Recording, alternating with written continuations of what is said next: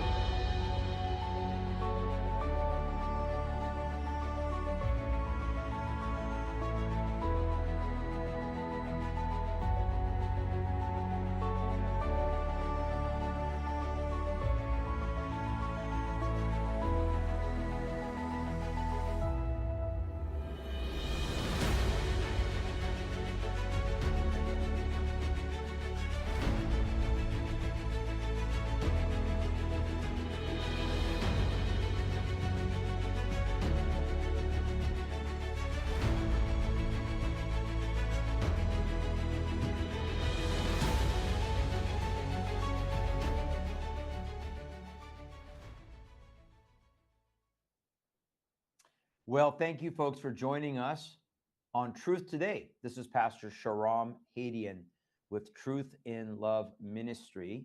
So grateful to have you with us on the program this weekend.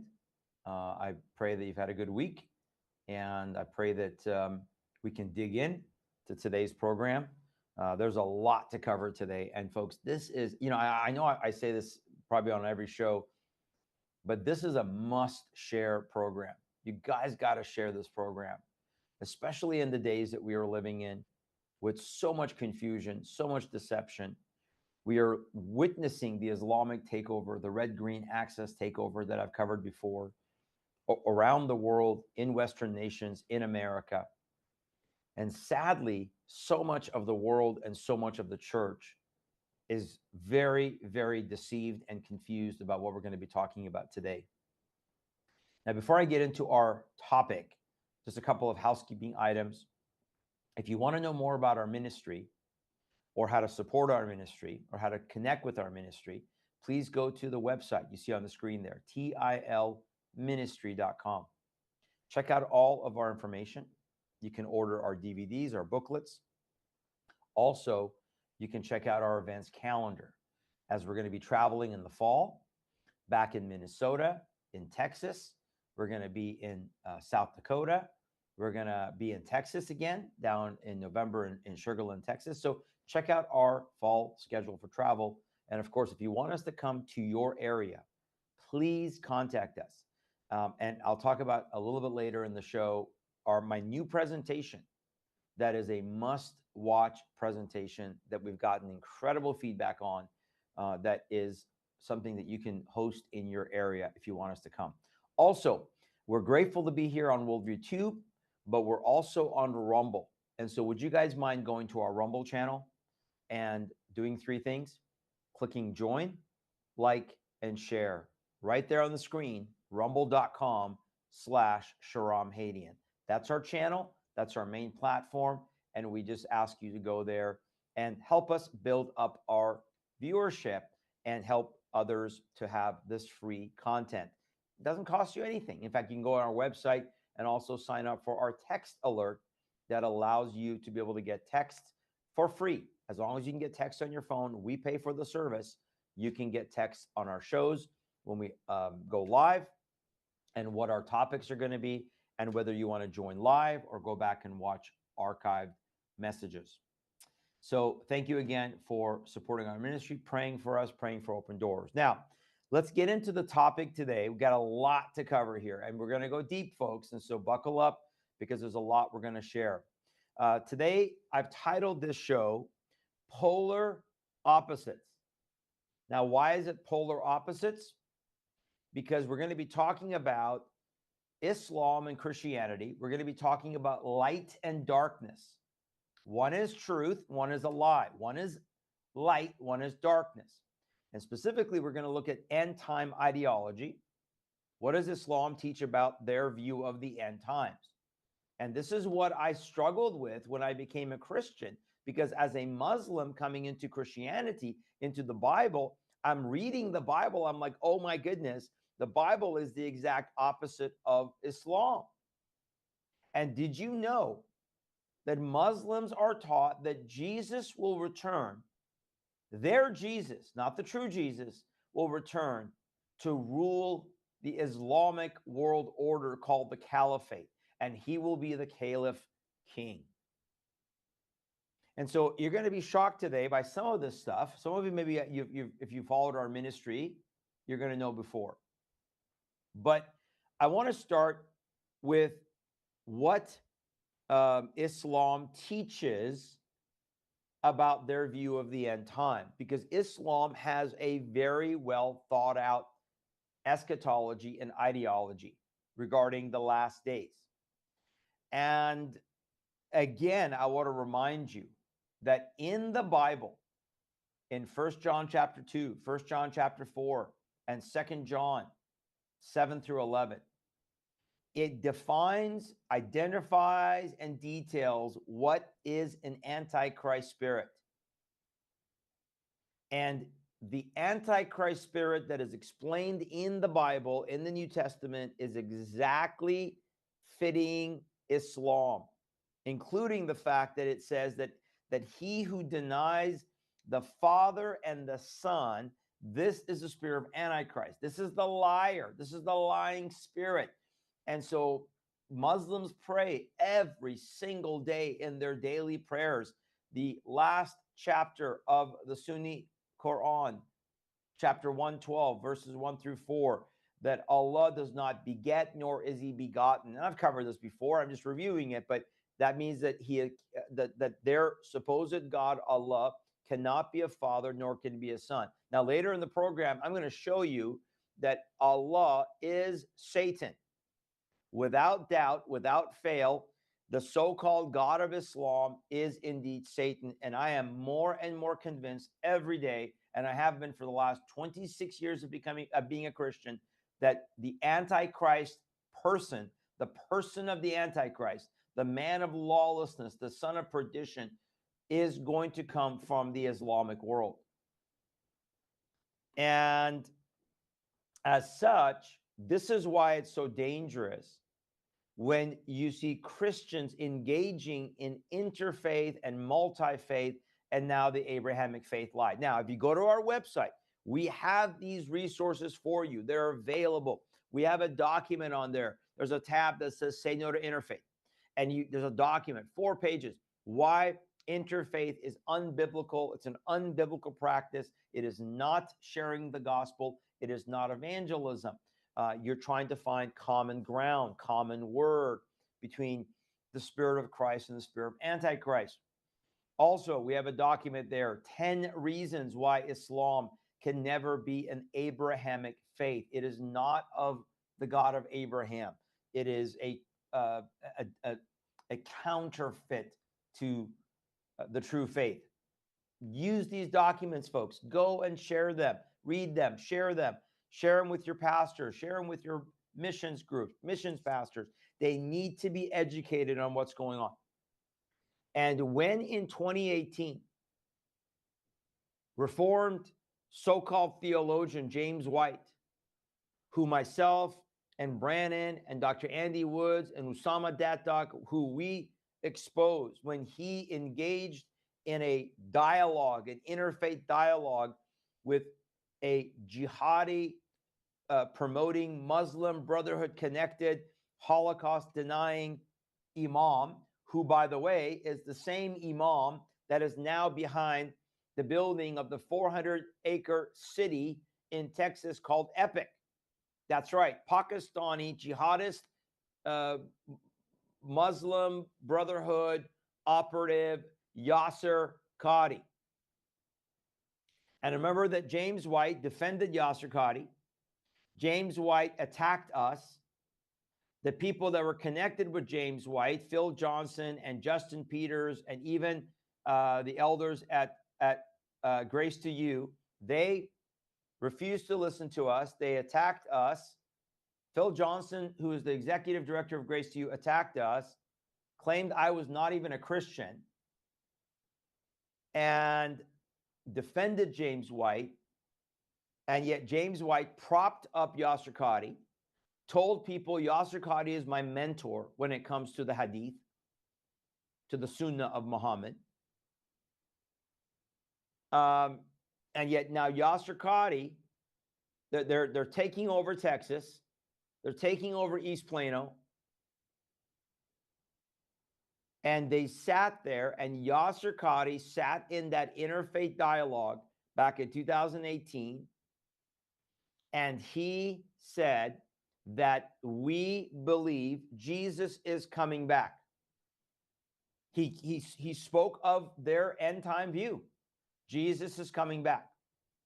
But Jesus is coming back to correct Christians, he said, to correct them on the Trinity. Because, of course, Muslims claim that we Christians worship three gods, which is, of course, false. We do not worship three gods. And he sat there and said, and that he will then usher in Islam, Jesus. But we don't believe he's God. We don't believe he is coming as the King of Kings. And James White sat there and said nothing and did not refute him and did not correct him either during this event or after subsequently. Why? Because he said, we are not here to debate. We're here to find common ground. We're here to learn how to live together in community. That is the type of men that the book of Jude talks about, that have crept in, that bring in licentiousness into the body of Christ, claiming to love Muslims, and yet himself so deceived and deceiving tens of thousands of Christians. So let me just quickly set this up, and then when we come back from the break, we're going to look at some verses in the Hadith from Islamic sources of what they teach, and also we're going to look at the reliance of the traveler, the classic manual of Islamic law, and we're going to see what it says about Jesus. You're going to be shocked what it says about Jesus and their view of the end times. We have a whole bunch of videos we're going to play, because I want you to hear from Islamic scholars. Don't trust my words, because everything we do is sourced from their text. I'm gonna have you hear from one of the leading Islamic scholars in America, who is a avowed expert on end time Islamic eschatology, their view of the end times. And you're going to hear their words. You're going to hear what they say. You're going to hear what they are espousing to this.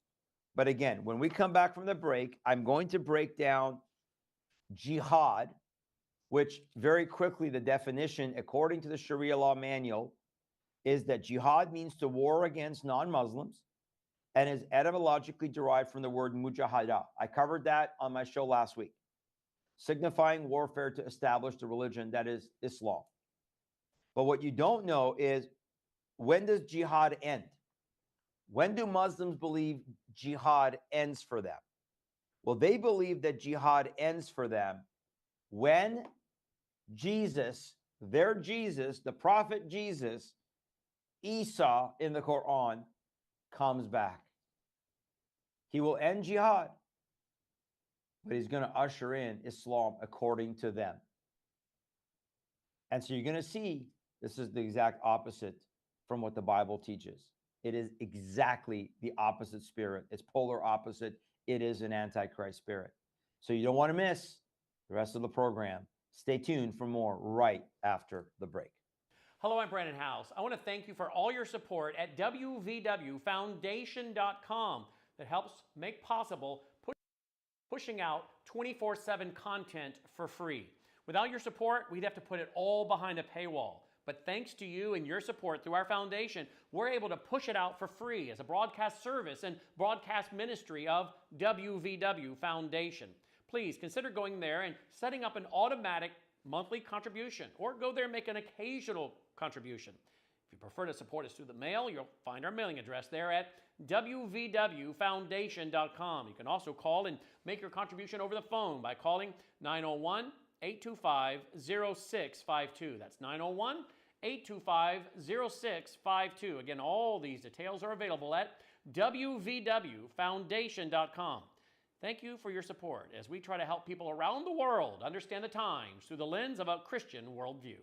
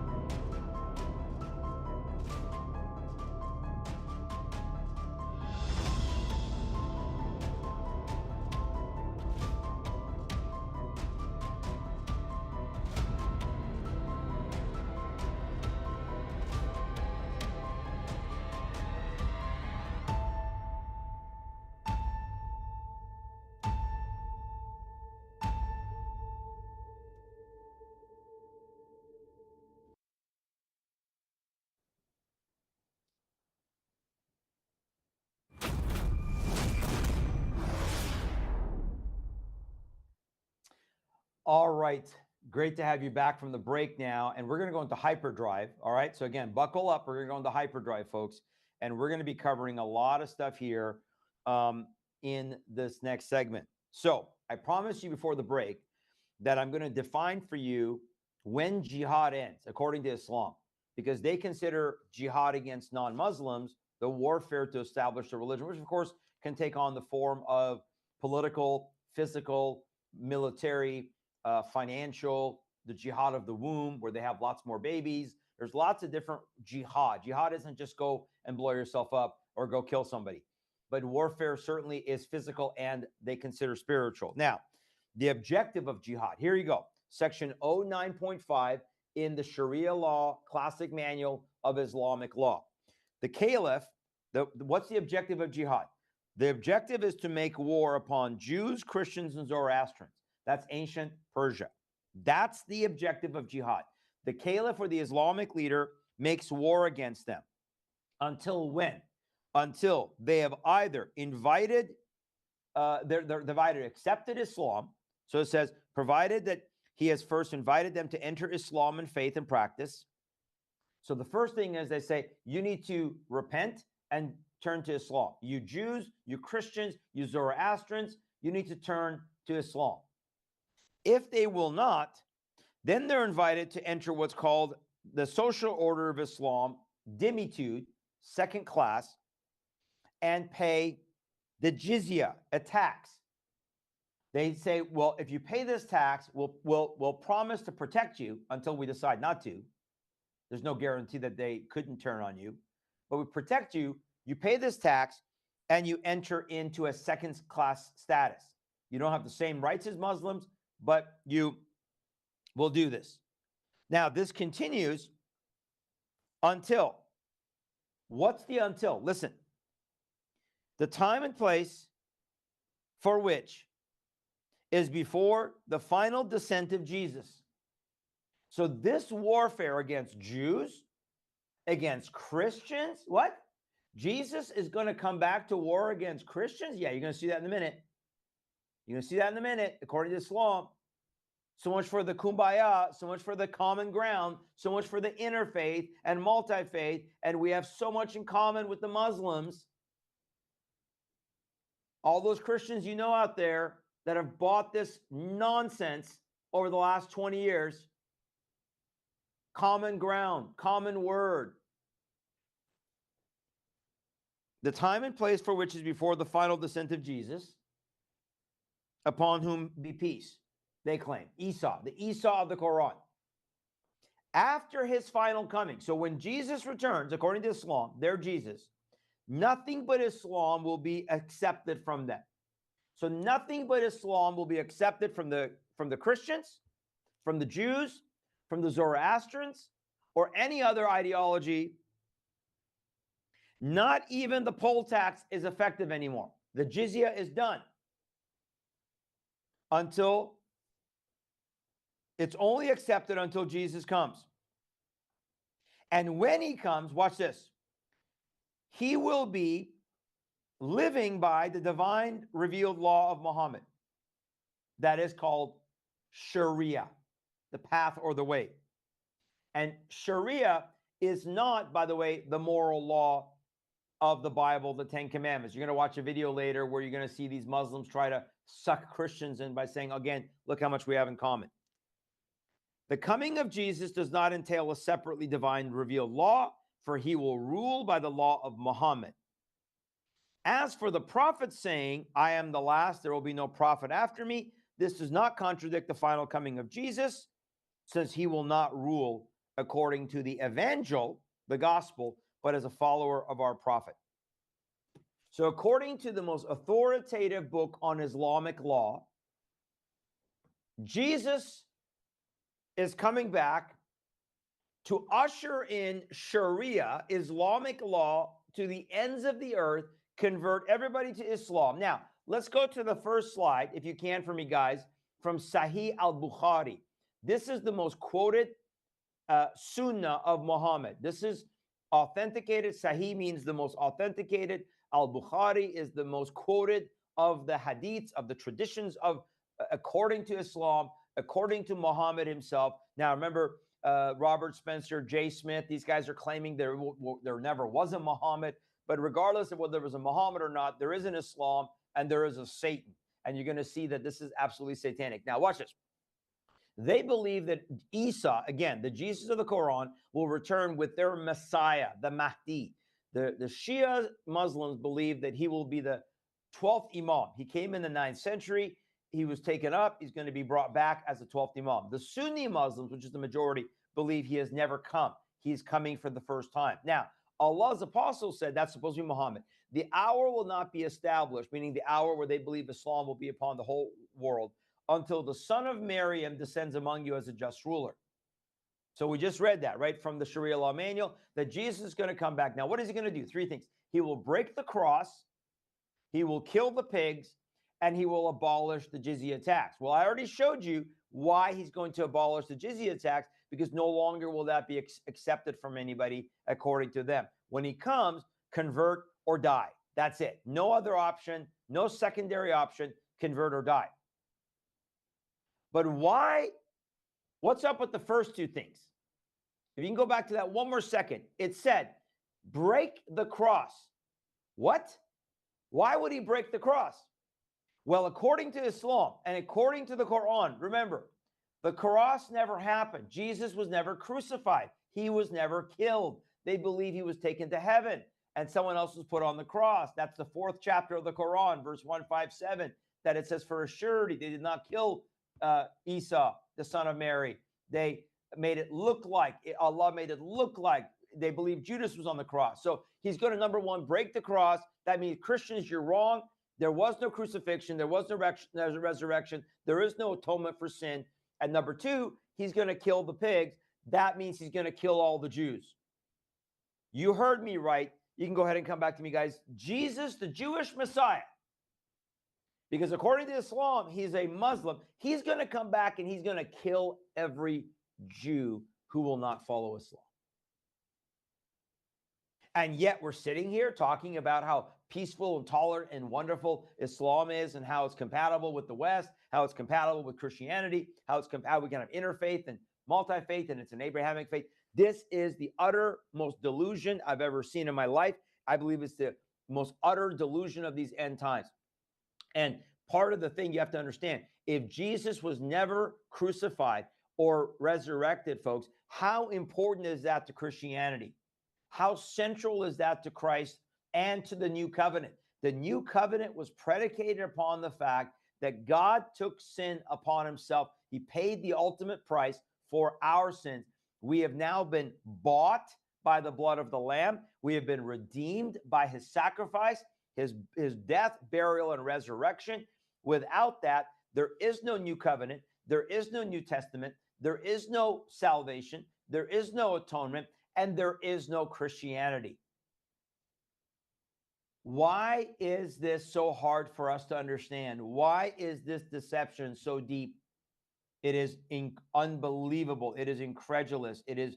I'm flabbergasted that we're even having this conversation. But this is the sign of the last days, of the deception that we are in. Now let's go to the other Sahih Muslim. Watch this. You want to see how anti-Semitic and antichrist spirit Islam is? Second most authenticated hadith, Sahih Muslim 416985. Again, according to the so-called prophet of Islam, the last hour would not come unless the Muslims will fight against the Jews, and the Jews, and the Muslims will kill them until the Jews would hide themselves behind the stone or a tree, and a stone or a tree would say, Muslim or the servant of Allah, there is a Jew behind me, come and kill him. So not only is Jesus going to come back and kill all the Jews, but the army of Muslims are going to hunt down every last Jew and kill them unless the Jews repent and turn to Islam. Tell me how that is not the most anti-Semitic ideology on the planet ever. Ever. And that's why I'm going to show you today on this program that Islam is satanic. Islam is the Antichrist spirit. Islam is Allah is Satan. And in fact, I believe the Antichrist will come out of this. I believe the Mahdi is going to be the Antichrist. And you're going to see today that they believe that the Jesus of the Bible is going to be their Antichrist. It's the exact opposite. You heard me. You heard me. But this is why it makes it so disgusting and so vile that these so-called right-wing commentators like Tucker Carlson and now Candace Owens and the sad soul that is now Stu Peters and Rick Wiles and all these people on the so-called right that are just vile in their Jew hatred. Vile. They're spewing demonic rhetoric. This is why it makes it so dangerous for the millions of people that are following them. And that is why we see the greatest global anti-Semitism, in my opinion, we've ever seen. Ever. And it's not getting better. The fact of the matter is that Islam teaches that their eschatology is grounded upon this notion of Allah bringing justice to the nations. Let's quickly go to Isaiah 14. Can you bring up that verse about Allah satanic? We'll start this and we may have to go on the other side of the break. But Isaiah chapter 14 and verse 12, both in the King James, New King James Version, I'm going to be reading the New King James, brings out the story of the fall of Lucifer from heaven, right? Remember, God didn't create Satan. God created Lucifer, the one of the archangels, the angel of light. And in verse 12, and some people say, oh, this is talking about some leader, some Babylonian leader. No, this is talking about Lucifer. It is what it is. Don't try to misinterpret it. How you are fallen from heaven, O Lucifer, son of the morning. How you are cut down to the ground, you who weaken the nations. Okay, so he's fallen from heaven. We know that that's consistent with the rest of the Bible, that he was kicked out of heaven for his rebellion, and a third of the angels rebelled with him. For you have said in your heart, here's why he was kicked out. I will ascend into heaven. I will exalt my throne above the stars of God. I will also sit on the mount of the congregation on the farthest sides of the north. I will ascend above the heights of the clouds. I will be like the Most High, yet you shall be brought down to Sheol. That's what God now responds in verse 15. Yet you shall be brought down to Sheol, to hell, to the lowest depths of the pit. So this is clearly talking about the fall of Satan. Now watch this. You see there It says, "O Lucifer, son of the morning." That in the English is in the Hebrew 2 words. And those 2 words are the word halal or halal and the word ben sahar. Now, Lucifer, O Lucifer, halal or halal means a bright moon, a shining moon, but it's a moon. It is referring to a moon in the sky. And then Ben Sahar, son of the morning. What is Jesus called? Morning star, right? The Bible said Jesus is the morning star. So what does Satan want to do? He wants to counterfeit Jesus, right? The Antichrist spirit, the Antichrist is the opposite of Christ, right? So here, oh, Lucifer, son of the morning, because Lucifer was an angel of what? Light. He shines light. So bright moon, shining moon, Ben Sahar, son of the morning. That's a star. So if you put these 2 words together, the Bible is telling you who Satan is. And the Bible is telling you, the Bible is telling you not only who Satan is, but it's now going to tell us that Satan rules today in a particular ideology, in lots of different false ideologies, but the greatest of those is Islam. Because what is the symbol of Islam? The crescent moon, the bright moon, and a star. Halal bin Sahar, bright moon, shining moon, son of the morning, morning star. There you go, folks. The Bible is telling us that Allah, the God of Islam, so-called God of Islam, is indeed Satan. He is none other than Lucifer. And when we come back from the break, you're going to see this is what they worshiped in Mecca. This is what they believe is being worshipped in Mecca. They worship a black rock that is the moon rock. And it should just blow your mind of what we're dealing with today when we talk about polar opposites. It is indeed light and darkness. What fellowship has Christ and Belial? I just showed you Allah is Belial, is Satan. Stay tuned for more right after the break. Hello, I'm Brandon House. Would you like to gain access to over 20 years of my radio shows, TV shows, my books? I've written 15 books, and most of those books are ebooks now, and we have conference DVDs, conferences where we filmed our conferences at the Ozarks literally starting 20 years ago. It's all available in our archived vault. All you have to do is go to worldviewtube.com/vault, worldviewtube.com/vault, and for a reasonable monthly fee, you gain access to over 20 years of Christian worldview programming, news, information, books, documentaries, and a powerful search engine. And folks, it's a great way not only to educate yourself, equip yourself, but it's a big way that you can help fund our continuation as a broadcast network. Please check it out. worldviewtube.com/vault, worldviewtube.com/vault, and help us continue pushing out a Christian worldview.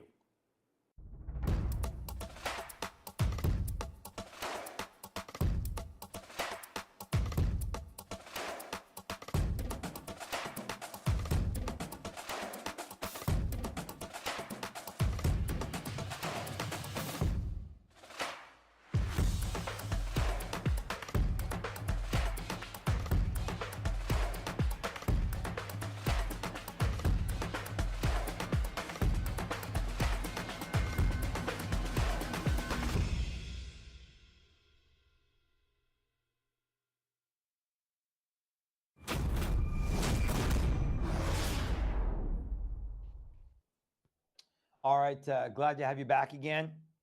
And I hope your brain didn't hurt too much from the last segment when I showed you that in the Bible, it describes who Satan is, who Lucifer is. And that description, which is 2 words, which is 2 objects, a bright moon and a morning star, is the exact symbolism of Islam for the last 1400 years. Every Islamic flag has that symbol on it, the crescent moon and the star. And in fact, in Mecca, according to, again, their traditions, even though there's no archaeological evidence to suggest that Mecca existed before the 3rd century AD, long after Muhammad claims that he had revelation that Abraham took Ishmael. This is one of the reasons why Islam cannot be Abrahamic. It claims Abraham took Ishmael as the promised son to be sacrificed in Marwa, which is near Mecca. Not Isaac, as the Bible says, is the promised seed. They claim that the covenant was stolen by the Jews, that it belonged to Ishmael, that Ishmael was going to be sacrificed instead of Isaac, that the Jews perverted. And so in Mecca, the tribe of Muhammad used to worship one of the gods or idols called Hubal or Hubal. That's Baal worship, Baal. And that god was the moon god. Hubal was the moon god. And before he claims he got revelation, there was a black stone in Mecca that they would worship, that they believe fell from heaven. It was a meteor. And they would worship it as the moon rock. Until he comes and claims, no, let's worship the one God, and says Allah is God. And now they take that black rock and they ensconced it in metal and they put it in the corner of that black cube in Mecca, the Kaaba. And they now claim that is the holy corner of Abraham, and that's where they're going to sacrifice, or that's where he was going to sacrifice Ishmael. Now, I'm going to go again. You've heard me. I brought these sources, but I want to go to now some video clips. And you're going to hear Islamic scholars, and particularly this guy here, a Colorado imam named Abu Zayed. And this guy is, he's written a book on the Mahdi. And you'll see it in this video clip. They'll reference it. And so, guys, if you guys can cue up the memory one first. And he's going to talk about, and I played this a few weeks ago, but I want to play it again. He's going to talk about the caliphate and how the caliphate is ultimately going to be in Jerusalem. You see, the nations are drunk. Jerusalem is a cup of drunkenness. It's a stumbling block. The nations fight for Jerusalem. They war for Jerusalem. Don't forget, the October 7th attack against Israel by Hamas was called Operation Al-Aqsa. It was all about the Temple Mount. It was all about Jerusalem. That's why I believe that the Temple Mount will be shared and declared to be an Abrahamic family house, as they have done with Abu Dhabi and with the Abrahamic family house in the United Arab Emirates, where they build that mosque, the Catholic Church, and the synagogue all in the same location, claiming that they all worship the God of Abraham. This is I'm telling you, folks, this is the last days deception. This is it. This is going to be the false religion. This is going to be the false prophet. But this Imam, Karim Abu Zayed, is an expert on Islamic eschatology. According to those who follow him, according to his own studies, his education, he's a Sunni Muslim. Listen to what he says about the Jews. Listen to what he says about Jesus. You're going to, by the way, see that he will clearly deny the crucifixion never happened. So again, no crucifixion, no Christianity, no Bible, folks, no new covenant. We're all lost in and dead in sin. Dead in our trespasses. We have no hope. That's how serious this is. It is an absolute blasphemy and denying of Christ before man. And then listen to what they say in sucking in foolish Christians. Listen to what they say about how they have so much in common and how Jesus is going to come back and rule the caliphate, be the caliph king. Okay, guys, if you have it, let's go ahead and play that memory clip one more time.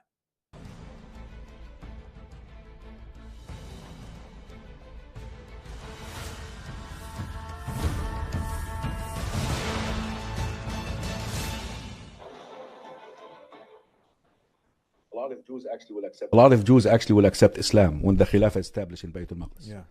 A lot of Jews. They are probably the people who are protesting against what's going on there. Will accept Islam when the Khilafah is restored in Bayt al-Maqdis. The Islamic governance is restored in Jerusalem and the area there. The book, here's the book, Mahdi. And Khilafat Baytul Maqdis, Al-Mahdi and the Islamic governance in Jerusalem. That's where the action is, guys, where the action is. Pay attention. Pay attention. That's where the action is. Because how are we off or we're still on? Last week, how many times did Benjamin Netanyahu repeated that word? I'm not going to allow the Khilafah. You didn't hear that? Oh, he said it twice. yeah, I'm not going to allow the Khilafah to be established here. he said that. Yes, twice. Because they know our history, wallahi, more than us. How in the world would you expect America and the West being complicit in genocide of innocent people? Because they know Islam seed is there, that the new seed is there in this area. That's why they have to fight. They have to kill it. And as you said in your book, this is, I mean, for our Christian friends and neighbors, the Caliph King, we are believing that this will be Jesus, peace be upon him. So when Christians say Christ is King, when he came the first time, they denied him the kingship and the crime or what they accused him with, that he's claiming to be the king of Israel. yes, And he's lying. That's how they conspired the so-called crucifixion, yeah. which we don't believe happened. Allah raised him up. Imagine he's going to come down and Islam will give him that. Islam will make him the king. The king, the Caliph king. Yeah, so we're not the enemies.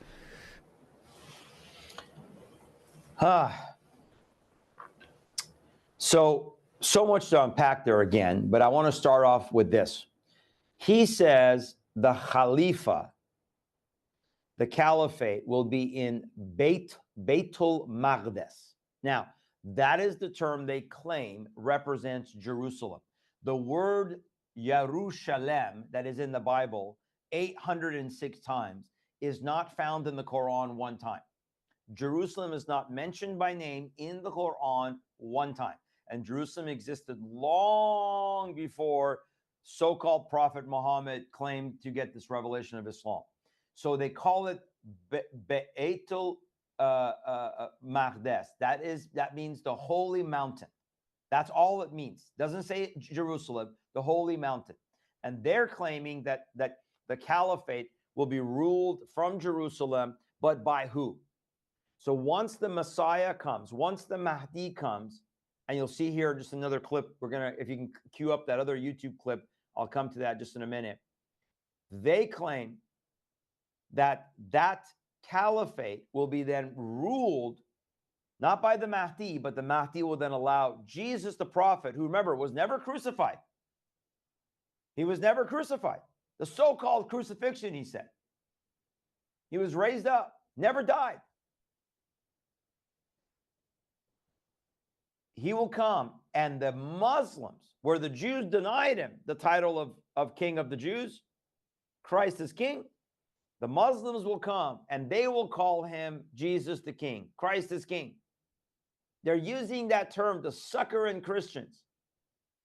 And fools like Candace Owens, who use that term, Christ is King, to insult the Jews because of her hatred for the Jewish people. They will say, Jesus will then get that honor. We're going to make him the king of the Khalifa. He will rule the Khalifa. But I already showed you, he's going to rule it with what? Sharia. Let's go to the second clip. Watch what they say about Sharia, how they suck Christians in to claim that the 10 Commandments is, quote, Sharia. Sharia is in the Bible. Islam is in the Bible, they claim. And watch what they say about where the Antichrist is going to come from and where Jesus is going to return. Okay, guys, if you have that, let's start at that 40, whatever I said, point, and let's play that. 46 Jews wearing the religious tayalis, the Prophet called them religious, coming from a place called Asfahan, present-day Iran. We'll be following him. The Yahudi. Why? Because he promised them the temple. They are still trying to build the temple. So this is real important. So this. But that's not in the hadith. So yeah. That's my interpretation. Yeah. They want to come back. Okay, pause there for a second if you can. So can we go split screen here real quick? So now listen, so I'm going to break this down, and we may have to bring a little bit on the after the break. So they're talking about now the Dajjal. He's going to mention in a minute. The Dajjal is a term they use for the Antichrist, their version of the Antichrist. Okay, they call it Al-Masih Dajjal, the false Messiah. They're saying he will come, the Dajjal, but there's going to be followers from Esfahan. He can't even say it properly. In modern day Iran, they're going to follow the Dajjal. And now he's going to talk about where Jesus is going to, the true Jesus, or not, sorry, their version of Jesus, the false Jesus, is going to come from. Go ahead and play this, and then I may just break it again. We live in uncertain times. Come back. And that is when basically Isa will descend in Syria, near the White Minaret. Now we're coming to Jesus. That's when Jesus is. Before we go to Isa alayhi salam, Jesus, peace be upon him, is there anything in the Bible that you can relate so people can understand? If you have some non-Muslims watching, not yet Muslims, where Sharia, they get scared when they hear this term, but this is like the 10 Commandments. Sharia is mentioned in the Bible like 200 plus times. Okay, you tell me. How about the Caliph, the Khalifa? Is there anything that you can attribute? Like Islam is in the Bible. Many of this, the prayer, how we pray is in the Bible. Fasting is in the Bible. Is there anything that you've come across when you say this divine justice coming that is in the Bible that you can... do not cheat, do not lie, do not kill, do not bear witness false testimony. That's the Sharia. That's divine justice. Divine justice. That's the... This is when this is what Caliph is, Khilafah is. That's his job, by the way. So can you say in the Lord's Prayer when it says, "O our Father who art in heaven, hallowed be thy name, thy kingdom come," that's establishing God's law on earth. This is what Jesus was also talking about. I don't know what it is, but that's what it is. It's justice. It's God's divine justice. It's justice. For everybody. Just for everybody. That's okay, let's stop there and come back because we got to go to a break. But listen, you heard him say, number one, that their Jesus is going to come back to Syria. Now listen, the Bible says that the Antichrist can return as the Assyrian. So that's why I am so convinced that the Antichrist will come out of the Islamic world to appease the nations, to make this false covenant with Israel and the many nations. And again, I'm more and more convinced that the Abraham Accords is the foundation of the Daniel 9 covenant. And then he talks about Sharia. We got to go to a break. More right after the break. We live in uncertain times. In fact, we live at a time when our own governments all over the world are warning us that there could be big problems with our power grid. World War III seems to be right on the horizon. Let me ask you this. Do you have a satellite phone? Should communications go down with cell towers? Do you have a satellite phone to get a hold of that college student or your spouse who travels, whatever it might be, to get a hold of your senior adult parents? We have satellite phones at worldviewtalk.com, and you get the satellite phone for free when you sign up for their very reasonable payment programs for the service. Sign up for the service with a reasonable contract, get the satellite phone for free. Worldviewtalk.com. You'll also find they have, well, what I now have, which is a solar generator. Yeah, I have a gas generator, an LP propane generator, but what if that goes down? I want to back up to my backup. So I now have a solar generator as well. You'll find them at worldviewtalk.com. Check it out today, worldviewtalk.com. You're watching Worldview 2. Built on the 35 years of Worldview books, documentaries, research, high-profile interviews, and the radio and television broadcasts of Brannon House.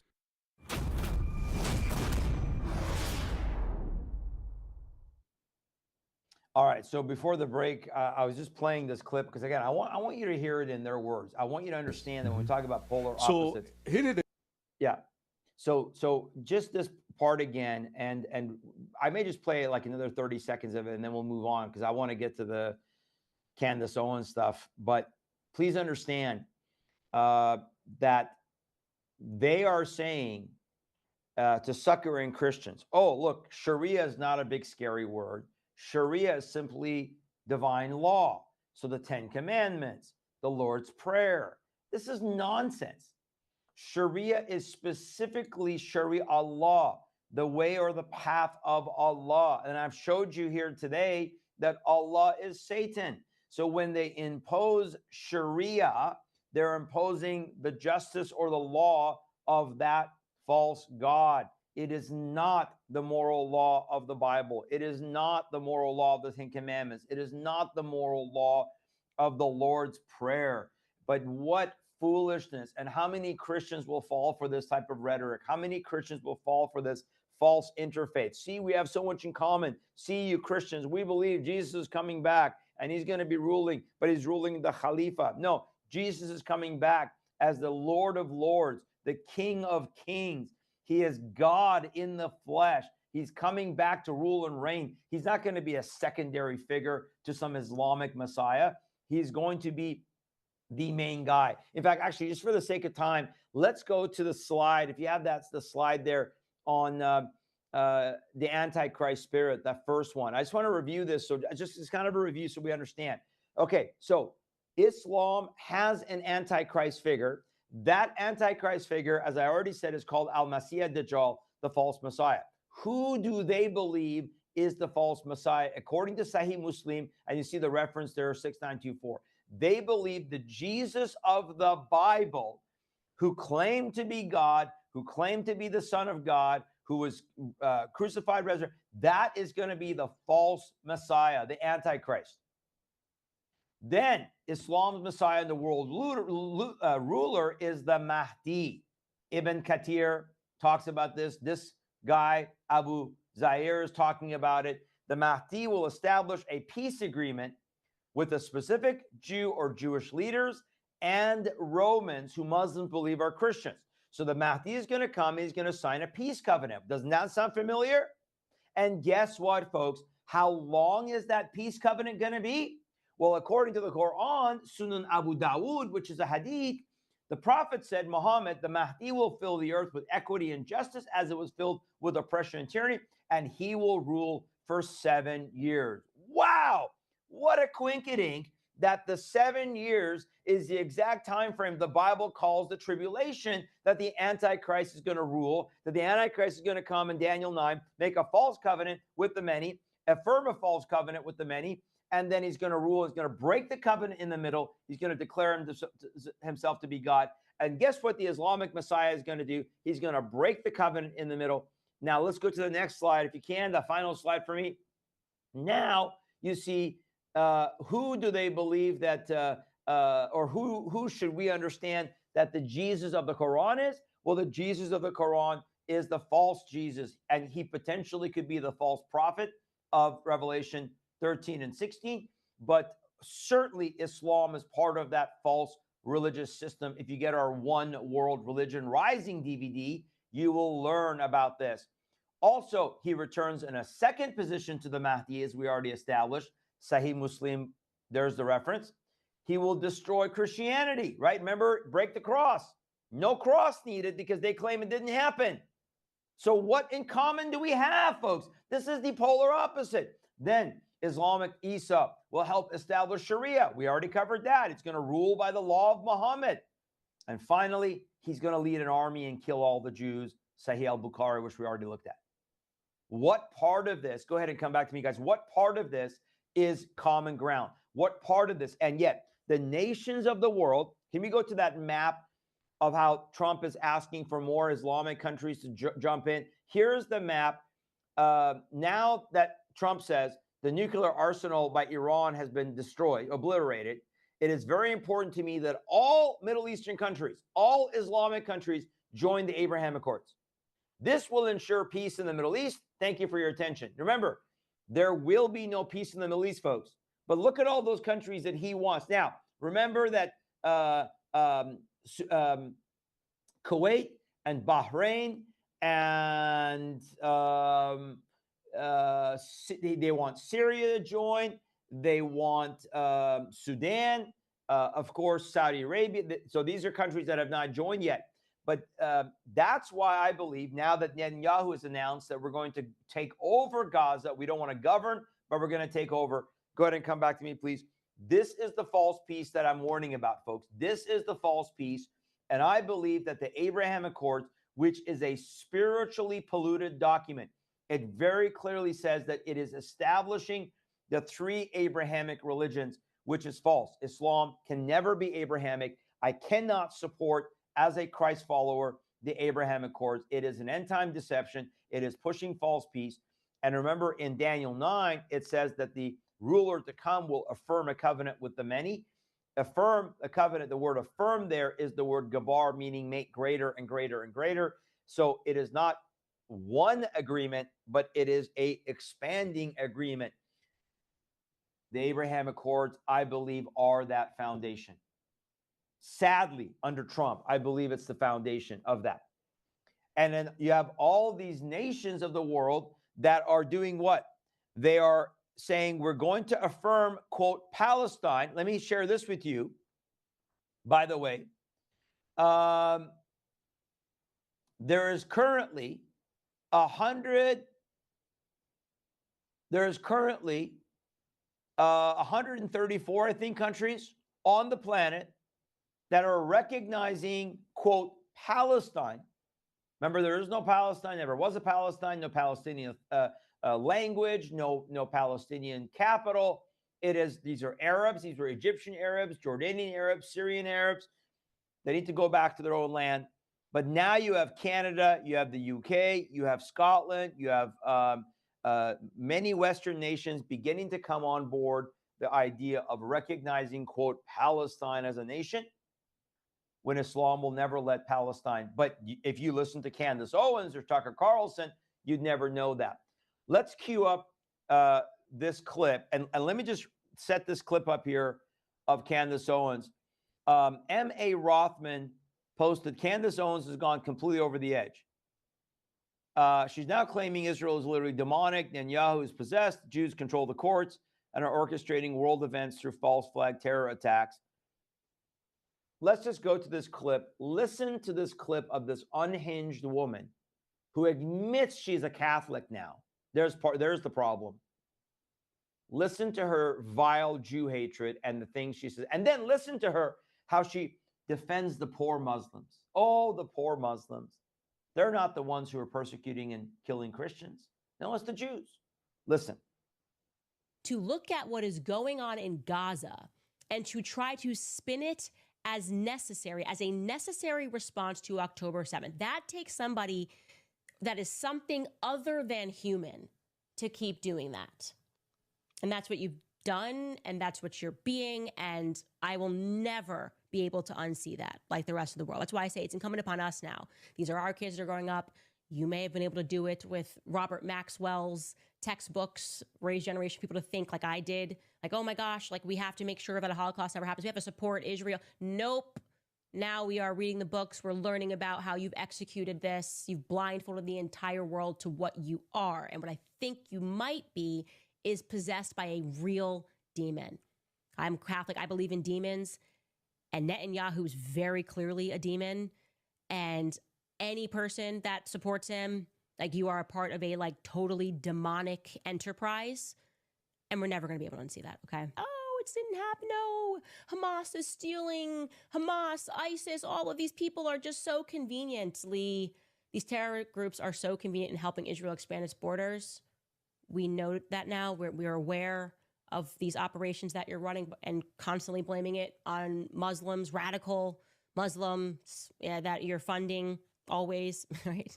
You just always happen to be funding, Israel happens to be funding these groups. We're aware of what you're doing in Armenia. You're killing Christians. You've always been killing Christians. And you've always been pointing the finger at Muslims. So everyone's awake to that now. So you got a little bit more than a PR problem, Bill Ackman, okay?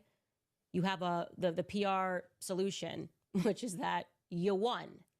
We know what you are. We see what you are. So what are you going to do now? Kill us all? That's kind of the broader question that I think you guys are going to have to ask yourselves. Pass more speech laws in America, pull the Brigitte, start suing people, demand that they're fired. The last thing is like, well, we control the courts. So we're just going to make all of you guys suffer. and we're just going to bankrupt you all. Yeah, we'll see about that. Wow. Unhinged. Well, you blaming the poor. Well, I just showed you that according to every source of Islam, it's not radical, that they must wage jihad against Christians, Jews, Zoroastrians until they're either subjugated or they're killed. The greatest persecution of Christians is coming from Islam, and you're going to say the Jews are killing the Christians? Oh, they have been forever. The Jews have been killing the Christians forever. I mean, how about your Catholic Church that was burning Judaizers, that was burning anybody that supported the Jewish people? How about the Catholic Church that killed Jews? My gosh, this woman is unhinged. You're the one who's being possessed by a demon, Candace, and need to repent. You need deliverance. And so this is what is now funding Qatar. They're funding the Tucker Carlsons, the Candace Owens, these right-wing, they're not even right-wing, these mouthpieces protecting the Muslims. The Jews run the world. The Jews run the courts. They're going to kill us all. They're going to bankrupt us all. My goodness. That's the Antichrist spirit at work right there, folks. The one who's calling us a demon is the one who's possessed by a demon. And that's what you see. And yet, I showed you today clearly that we are in polar opposite worlds. By the way, my brand new DVD or presentation that I mentioned, if we can bring that up real quick, Battle for America. You've got to understand this red-green axis. You got to understand the Islamic sabotage, the sabotage of the red-green axis. So if you want me to come in your area and give this presentation, please contact us. Find a venue, pray for a venue, a church, anywhere, a Republican group, and contact us, and we'll do our best to come. We try not to charge for our travel. We just ask for an offering. And you got to hear this presentation. You got to understand what is happening in this time. But this is where we're living, folks. So share this program. Please go to our Rumble channel. Go from here, from Worldview Tube. Share this program. Wake up your family, your church, your pastor to what's going on. I thank you. Grateful for this opportunity. If you want to support us, go to our donate page, tillministry.com/donate, where you can make a one-time secure donation to the ministry, either by check or in online. We really, really need your support for this third quarter. As I said, we cover all our expenses, our travel, everything. We don't charge. We try to go, but we need your support to make it happen. So if you would prayerfully consider making a donation, we're trying to raise about $8,500 in this third quarter to help us to cover all of our expenses. And so thank you for prayerfully considering that. And finally, I want to let you know, despite the geopolitical circumstances, prayerfully, we are praying for the opportunity to go to Israel next year. We have a trip scheduled May 11th through the 21st. If you want to come with us, once in a lifetime, get on the ground, see what's going on. Not the propaganda that you're hearing, this Hamas so-called Palestinian propaganda. Please go and check it out. tillministry.com/Israel trip. All the information is there. Our itinerary, 9 days in country, 11-day trip. Phenomenal accommodations. Our friend Aaron Lavarco will be our guide. Prophecy-oriented trip. We were talking about a lot of Bible prophecy. It is going to be phenomenal. It is going to be once in a lifetime. Would you prayerfully consider coming with us? All you need right now is a $500 deposit per person to hold your spot. And then the rest is not due till next February. If for some reason the trip need to be postponed or canceled, you will get your money back. No problem there. So sign up. Spots are limited. Join us. Come with us. See it for yourself. Go on the ground. See Israel for yourself. See what's going on in the country. And you will be forever changed. Thank you guys for being with us. We'll see you next week on the program again here on Truth Today. Again, grateful for you taking the time. Share this link. We'll see you next week right here, same time, same channel. God bless you guys.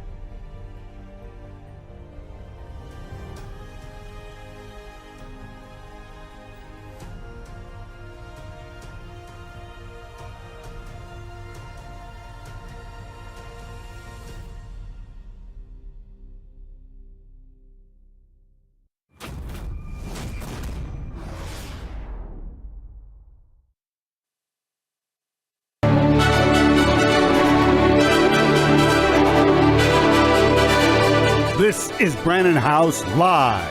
Whether the issue is law, science, economics, history, family, social issues, education, religion, government, or national security, Brannon brings the issues of the day into clear focus through the lens of a Judeo-Christian worldview. And now, here is your host, Brannon House. And good evening. Welcome to the broadcast. On this Thursday evening, August 7th, 2025, we're going to be joined tonight by Annie Cyrus. We're also going to have Aaron Lavarco with us. He's going to give us a tour of the Dead Sea. We're also going to get an economic update from Michael Weiner. Are they ever going to lower the interest rates? And then what about BRICS? What is BRICS up to? There's so much going on. Jobs, people are being laid off. People are cutting jobs. Companies are downsizing. What is the debts? People are not doing well when it comes to their credit card defaults. What are we learning about where we're going economically? We'll talk about that tonight. Also, we're going to talk about gold. What's the latest projection for gold and silver as well? A lot of big banks are jumping on board that. Of course, central banks are gobbling it up. That should be a sign. So we'll get to that as well. So Annie Cyrus, she's going to talk with us about this one right here. From Hamas to warlords. She's going to talk to us about that, as well as the fact that we have a video. We have a video out where Hamas is now telling people how to carry out an October 7th style attack. We warned about this, sadly, back in October 7th, 2023. That day, we were on the air for 8 hours on that Saturday, that Sunday, with Shahram, with Annie, with Aaron Lavarco out of Israel. And we said, look, folks, they want to do this in America. They said they want to do it in America. And now Hamas has just released the first of 3 videos training people on how to carry out an October 7th style attack. They're also talking about kidnapping people. Who would they want to kidnap? Who's at risk of being kidnapped? But they're openly talking about how to carry out kidnappings. Now, you got to see the videos, and then Annie is going to respond. We're also going to talk about this one. Oil, nukes, and Sharia, what could possibly go wrong? We funded bin Laden's harbor. Now we're building their energy empire as well. So much to get to with Annie, including what is happening in Lebanon. Not much being said tonight in a lot of the mainstream media about what's going on in Lebanon with Hezbollah, the Iranian force, Hezbollah. But you need to know about it. We're going to cover it tonight, all right? And why are you whining? You can come over here. No one's holding you up. Why are you standing off in the distance whining? Huh? Come on. Why are you whining? What's up? What's wrong? I don't know why you're whining. But, oh, look at this. We talked about this the other day with Colonel Manus, but I think we should talk about it again. The other night, this is actually a tweet coming right from the Twitter feed of our FBI director, Kash Patel, talking about how in Long Beach, the FBI's Joint Terrorism Task Force arrested a man who had this. Now we're gonna show you and talk about it. It's got ball bearings in there, so that could kill a lot of people, harm a lot of people, kill a lot of people. It's got a switch. Is that a switch for a timer? Is that a switch for a suicide bomb? And is this again part of this threat that former CIA agent Sarah Adams has been warning about? He's been warning. He said something's happening in 2025. I don't know. I don't know any timeline. I don't know anything about these attacks. I'm just telling you what she's saying. She and others are saying there's an attack coming in 2025. She claims there'll be 6, 7, 8, 9, 10-man teams, and many of them will fight to the death. But now we find this gets found, and this is being put out by the FBI director. I want Annie Cyrus to comment on that as well. But I'm also very eager to show you the latest footage of our personal tour of Israel by our reporter and tour guide, Aaron Lavarco, tonight from the Dead Sea. Okay, that should be great. Tweet, text, email, Facebook, Getter, True Social. Tell everybody to tune in, turn on, but don't drop out. Tune in, turn on, drop out. That was the saying of Timothy Leary. Yeah, we want you to tune in and turn on and tune in, but don't drop out, folks. Stay with us. Stay with us. Speaking of adding people, get your business cards. A pack of 20 of these, free at worldviewstore.com. Free at worldviewstore.com. Help us spread the word. They're free. How many of those have we sent out, Caleb? 20,000 of these have been sent out now. And you can get them, did I say free? Yeah, they're free. So go there and get those, would you? Go over to worldviewtube.com before you get started. worldviewtube.com/sponsors. worldviewtube.com/sponsors. Get your free satellite phone. Get your free satellite phone. All you got to do is go to Worldview Talk. Worldview Talk to get your free satellite phone. Oh, do you like the satellite phone? You're going to make a call? No, you're not going to chew up the satellite phone. I'm sorry, that's not going to happen. You're a nut. Get your free satellite phone when you go to worldviewtalk.com. You want to take a call? Is anyone calling? Who's calling? Is it the veterinarian? You don't want to hear from the vet, do you? We don't ever take you there. Keep your dogs away from the vet. That's what I say. I stay away from the doctors and you stay away from the vet. We'll all live longer, right? Get your free satellite phone. Dolly approved. Worldview, no, don't chew it. Worldviewtalk.com. Tina would get mad at me if I let you chew on that satellite phone. Worldviewtalk.com. Worldviewtalk.com. All right? Get your free satellite phone. And you can also get solar generators there. I have their solar generator, their Delta Echo 400. You can get their bulletproof backpacks. You can get what else, Logan? The beanies to protect you from the EMF signals. All of that's there. Worldview Talk. Oh, Starlink. You can get a Starlink for free with one of their very reasonable monthly plans. And they have portable Starlink as well. Portable Starlink. For those of you that might have a RV, or you go camping, or you're in the duck blind, but you want to keep up with stuff, or you have a cabin, but you don't want to pay for full-time internet, just take your portable Starlink with you. 1-866-738-3224. 1-866-738-3224. Do business with this company. Remember, Tina, that's the sister of Dr. Bashima Williams. And Tina is so generous with us. So please do business with this company. To be honest with you, I think Tina might send us a little more money every month than we're actually deserving of, because I think she appreciates what we do. And so she really wants to keep our network going. So I'm just going to tell you, I've never known of a sponsor that says, yeah, this is what we're going to send you this month. I'm thinking, I don't think we sold that much, but that's how generous she is with us. So please support this network, because Tina personally is really helping us, folks, to keep this network going. And it's so expensive to keep free programming going. So please do business with this company. This is the real deal. Tina's the real deal. She's very interested in keeping our network on the air, and she has great products and takes good care of our people. So go ahead, do business with them. Worldviewtalk.com, worldviewtalk.com. Another great company we love is worldviewwater.net, worldviewwater.net. Drink good water, folks. Get out the chemicals that cause cancer. Don't drink that. Come on. Worldviewwater.net. It sounds like I was talking to Dolly. I say that to you, don't I, Dolly? Don't drink that. I think I finally broke you the habit of drinking out of the toilet, didn't I?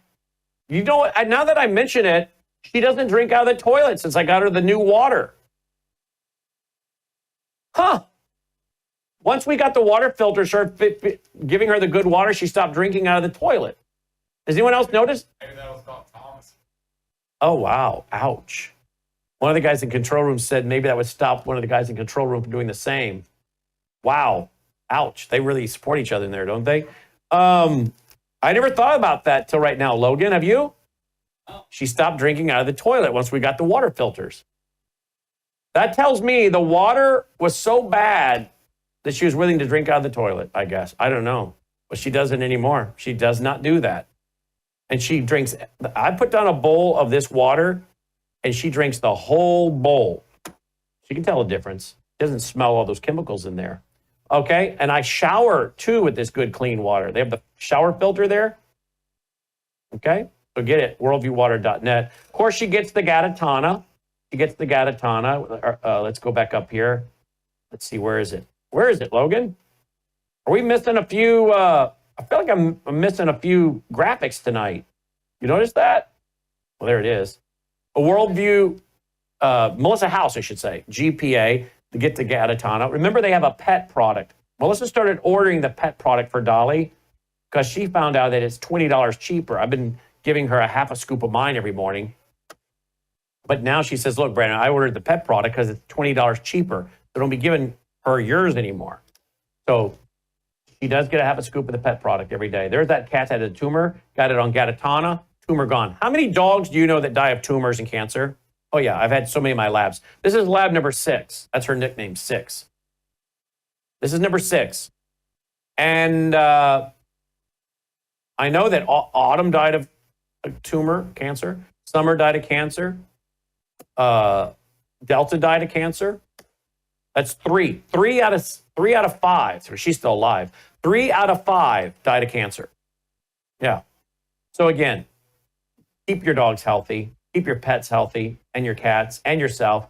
We highly recommend this. 5 clinical trials. I take it every day. You see me take it often on the air. MelissaHouseGPA.com, MelissaHouseGPA.com. Of course, you know I take Bella Grace every day, each and every day. Powerful elixir. That one has 80 clinical trials behind it. Where is it, Logan? There it is. That one has 80 clinical trials behind it. And they have a new product I'm excited to tell you about coming out September 1st. But they have the elixir, plus they have the Bella Grace skincare Melissa loves, and they have the Bella Trim and the restorative sleep, all of it at MelissaHouseBG.com, MelissaHouseBG.com. These are just a few ways that you can support us and yourselves at the same time, so please do that. Let's go to a wide shot real quick before we go to Annie. Go to a wide shot. Can we pull it on the lower third? Look at her. She's already chilled out. She's chilled out and going to take a nap tonight, I guess. We'll see how long that lasts. All right. All right. Thank you for supporting all of our sponsors, folks. We really appreciate it more than you know, because when you support them, you're supporting us and your health at the same time. So thank you for doing that. Joining me now is Annie Cyrus. Annie joins me because there is there's a couple of disturbing videos out there, but there is one in particular I want to talk to her about. Look at this, folks. Here we go. You're like, what is he saying? I don't know. Well, I don't speak Arabic, but I asked her to tell me this is supposedly a Hamas group is now telling people how to carry out an October 7th style attack. Whoa. They're even providing, oh, wow, hide in the bushes, come out. I guess they're trying to show you how to be involved in drawing people in and then attacking them. I don't know. I don't speak the language. I think that's Arabic. Let's ask Annie. Annie, welcome to the broadcast. You can keep showing that video, guys. What's he saying here? Thank you for having me back. Word by word, exactly. Here's what he says. There is nothing more dangerous or more skilled than an ambush for turning the tables and inflicting losses on the enemy. That is why today, Allah willing, we will start a series. This is number 1 out of 3 episodes for the record. Sit tight, 2 more episodes are coming out. A series on ambushes, which will continue with us over the course of 3 episodes.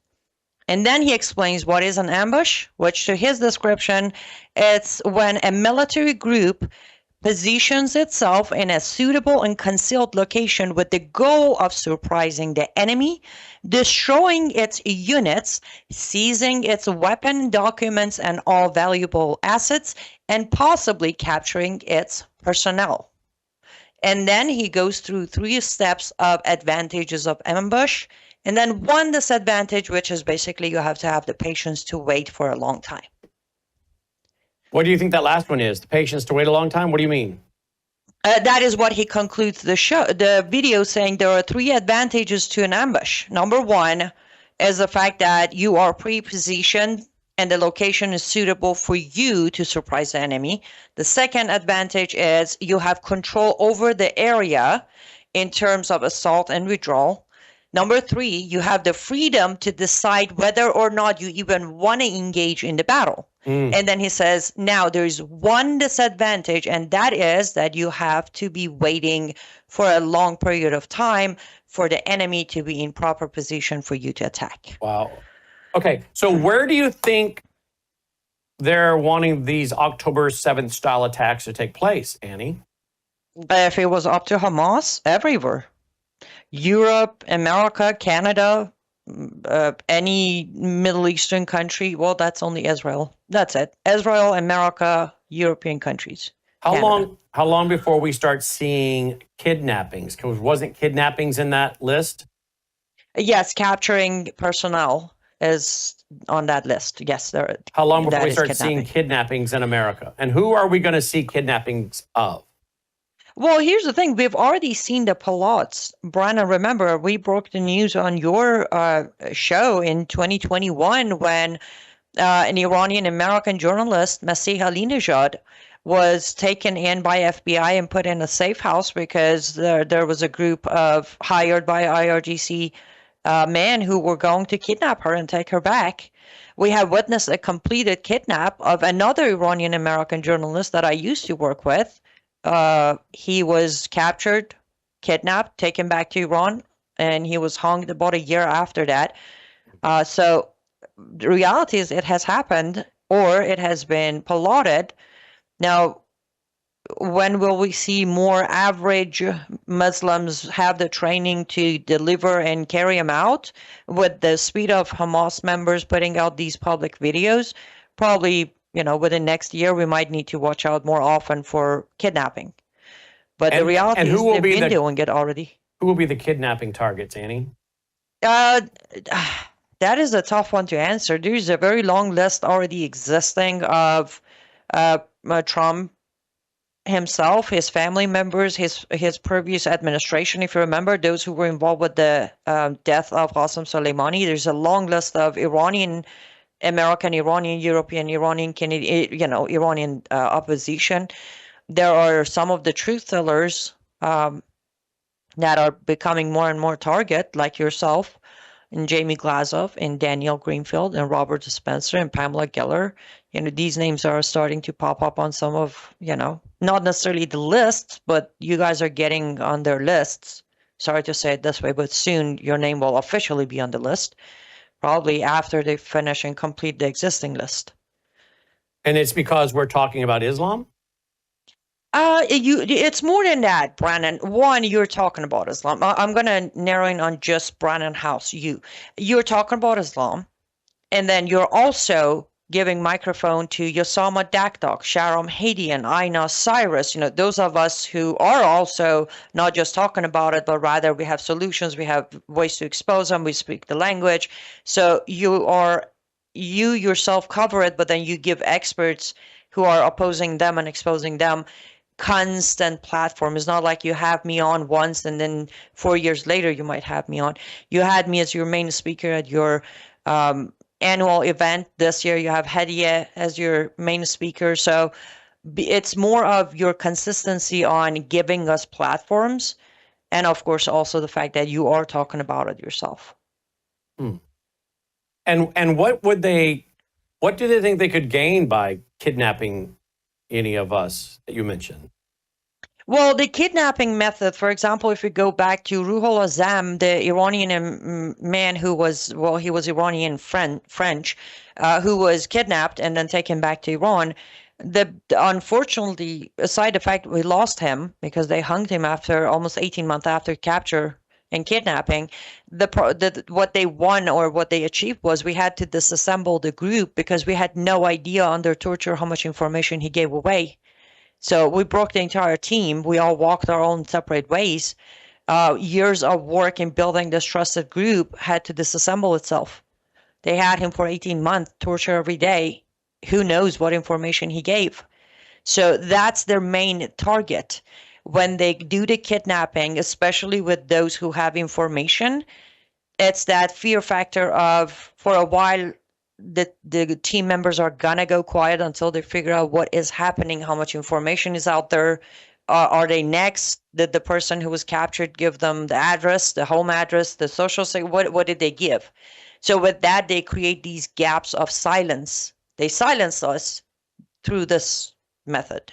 And of course, also making a sample of those who are, because everybody who's been kidnapped, at least with the Iran IRGC system, they have always been kept for a while and then killed. So it's kind of making a sample out of them for the rest of us to know that if we don't stop, well, they get us somehow, someday, and kill us. And several years ago, I had some experts on. They were warning about them kidnapping certain people, high-profile people, and then torturing them and filming it all and pushing it all over social media. Yes. Obviously, that's part of terrorism, to terrorize people, right? Exactly. To show power through terrorizing people.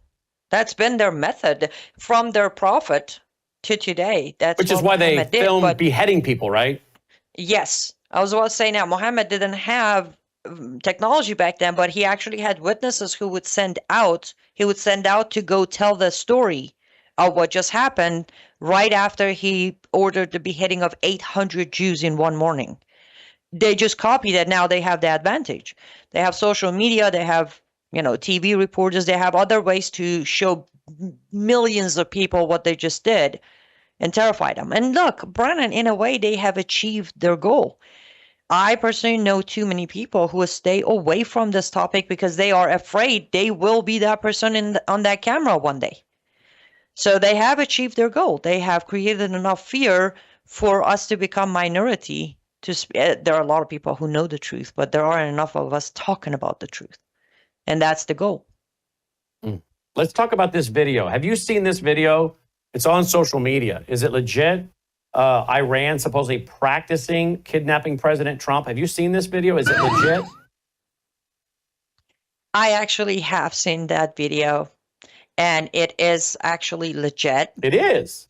Yes. The car that just drove by actually does have the Farsi writing on it. However, this is, I'm not this, I was the first one to say, President Trump, watch your back because they're serious about their revenge. However, they did this specifically for the purpose of being released.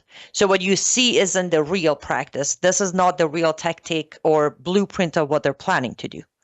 This is just basically mocking Trump. Yes. Yes, and by the way, just if anybody's curious, on the side of that truck, it says the trash can of history. And they're dumping Trump into the trash can of history. Yeah. But do they really think they could kidnap an acting president of the United States with all his security? Well, the way things are going, why wouldn't they? Let's look at it for a second. President Trump is starting to consider a lot, not Iranians, but a lot of Middle Easterns who are paid by Iranian regime. He's considering a lot of them friends now, from Syria to Saudi Arabia to Qatar.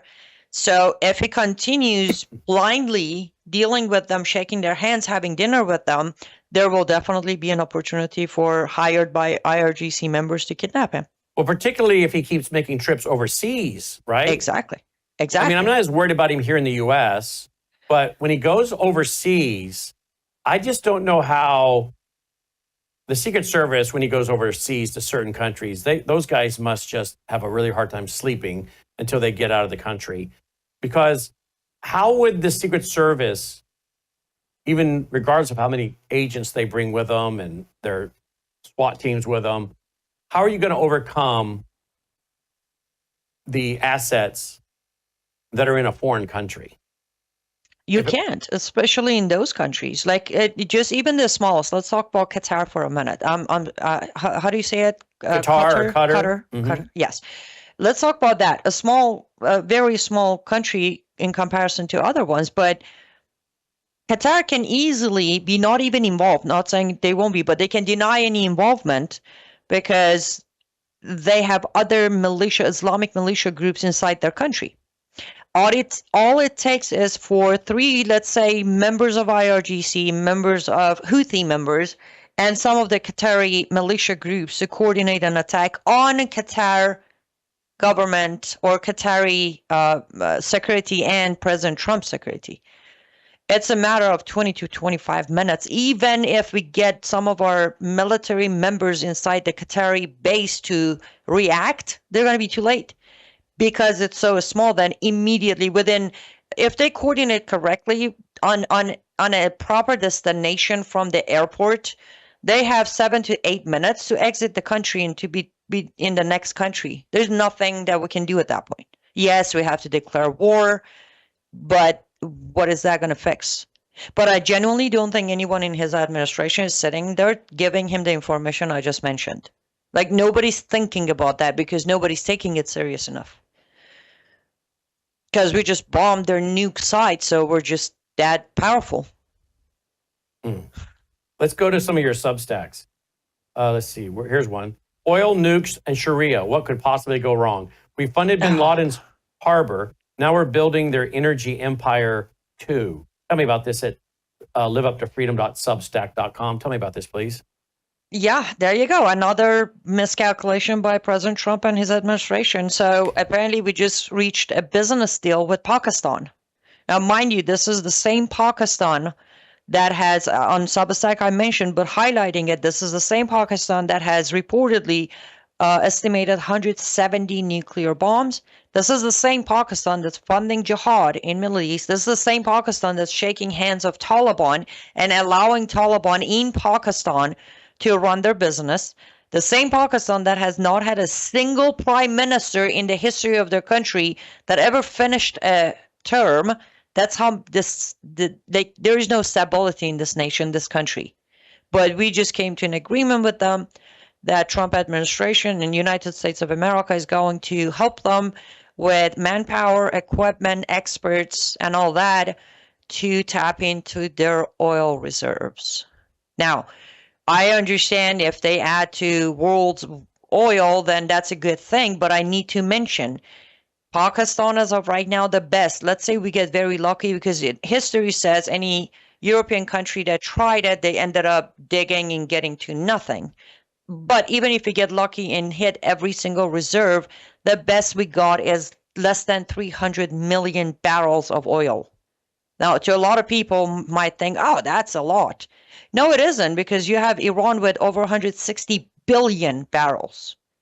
Let's not even touch Saudi Arabia with over 250 billion barrels. You do a comparison, I don't even understand this still, Brandon. Why are we wasting manpower, energy, experts, time, possibly money, equipment to go drill oil for Pakistan so they can have a secondary leverage over us? Their nuke is already a leverage. A few weeks ago, if you remember, they were making threats of nuking India. Remember that?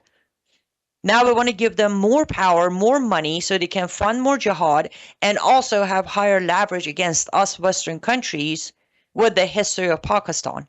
I really don't know who gave him this advice, by him, President Trump. But again, it's another disaster Trump administration is creating in the Middle East. Are you getting invited to the Christmas White House party this year? No, but he did invite me to iftar party of next year for Ramadan. Here's the next one. From Hamas to warlords. Tell me about this one. Okay. This one is even worse because it's flying completely under the radar. I don't think anyone has heard of this until I published it. So we have a new good guy in Gaza border, painted as a good guy. Him and his militia are collaborating with IDF as of right now. Yes, that's accurate. They're actually doing some of the checkpoints in some of the areas where the the trucks of aids are coming in. However, this good guy, Yasser al-Shabaab is his name. He has reached out to U.S., not even Israel, to U.S., again, Trump administration, asking for U.S. to give him control over Gaza instead of Hamas. And looks like we're entertaining this idea, and we've been talking to Netanyahu, and Netanyahu is now entertaining the idea. Normally people would be like, well, that's a great thing. Somebody who's already working with IDF is willing to help with Gaza. Here's the problem. First of all, Yasser was in Hamas prison serving 25 years, which normally would look like a good thing. The enemy of my enemy is my friend. But he wasn't in there because he was a Christian or he questioned Muhammad. No, he was in there because he was trafficking drugs in humans. So he's a human and drug trafficker. The reason he's out and free right now is after October 7th, series of attacks. One of the attacks pretty much damaged one of the prisons. A lot of prisoners fled. He was one of them. He wasn't freed or he wasn't, signed off as you're not guilty. He ran, regrouped with his militia, and then showed up in Gaza, hiding behind IDF protection by offering IDF services. Now, mind you, Yasser himself, on a recent interview to one of the Arabic networks, has admittedly said, yes, we steal some of the 8 trucks ourselves, but Hamas is still more of them, so we're not the bad guys. So to quickly recap, Yasser is a drug lord, human trafficker, Muslim who makes his militia members do the 5 times a day prayer every day with guns and training, who is stealing from the aids that's going into Gaza, and it's hiding behind IDF, not because he's pro-Israel, because he wants to be protected from Hamas. And this guy potentially could become the new boss of Gaza, which to me, Brannon, isn't this the same thing that happened with Hamas? Israel allowed Hamas to grow to oppose PLO, and then we got the Hamas problem. Now we're going to let Yasser and his militia, which, by the way, they call themselves People's Force, let them go up against Hamas, replace Hamas. I mean, we've seen this in Gaza, and we've seen this in Africa. What happened when Western countries told the militia, gun-holding man, to become peacekeepers of local? Look what happened in Nigeria. Boko Haram was born. So this is where we're going. Just a heads up, there's a good chance in a year or two we have a fresh, brand new group, not called Hamas, but doing exactly what Hamas is doing. Well, I read a tweet earlier today, whether it's true or not. I read a tweet from a news group that Netanyahu was going to turn Gaza over to an international group to manage it. Then I hear today that no, Israel's going to keep control of it. Which one is it going to be? Actually, yesterday when I concluded on my show right here on your network, Worldview Tube, I did say, I pray that my guess is incorrect, because the latest is they're going to do, Netanyahu, Bibi has the vote for complete military takeover. I hear the word complete military takeover. I know what Yasser has been proposing with his militia military man. My guess is actually they're going to hand it over to Yasser, thinking he's from them. He was, imprisoned by Hamas. So they're going to do the takeover, clear out Hamas, and then hand it over to People's Force, which will be a huge mistake, but it all points that way right now. Is that the international group he's referring to, or is that a false news report? No, they are not an international group. I have not, but I don't have any confirmation that there is a talk of an international group to manage Gaza. So, they have a pattern, like you said. They also, after the war, gave custody of the Temple Mount to the Muslims. I mean, that was a dumb decision then. They just seem to keep making one bad decision after another. I mean, it's at some point, Israel is in a spot, sometimes, not always. I mean, they're surrounded by Islamists that hate them, but they find themselves in these messes of their own making. I would agree to a point with you, but it's not all on Israel. The only mistake Israel I agree. It's not on all Israel. I don't mean to imply that. You're right. But they didn't have to give custody of the Temple Mount to them. They didn't have to ask all the Jews to leave Gaza. I mean, they keep doing these things that make the problem worse. Yeah, but to their understanding, or at least the pressure they're feeling right now, listen, they didn't have to agree to a ceasefire. They could have finished the regime of Iran and be done with it. But U.S. put the pressure on them. if you look back, it has always been Israel had to choose between finishing the job or not turning one of the Western countries against them. But I thought it was Israel that told Trump what to do. I thought Israel was the people running America. I thought Israel and the Jews run the world. Which, of course, that's the lie, right? That's the lie. But everything that is the propaganda. Everything shows the exact opposite. That the U.S. keeps bringing Israel to heel over and over. It doesn't matter. Republican, Democrat. They keep calling Israel to heel. Exactly. And that's the thing. It's not even a mistake. They have been put in a very bad position for a long time. They either go up against these Islamists and finish them, or they have to go up against the Western countries. Israel doesn't have what it takes to go up against us or EU. But then we don't want to face that because we never want to take the blame. We don't do anything wrong. So the propaganda is, Jews run America and Bibi tells Trump what to do. But this time, I really think if they make this mistake of handing it over to People's Force or Yasser al-Shabaab, I really think this will be the last mistake they're going to make. And we're all going to pay the price for it. Because it's going to take less than a week, maybe 2, for Islamic Republic of Iran's regime to buy out Yasser.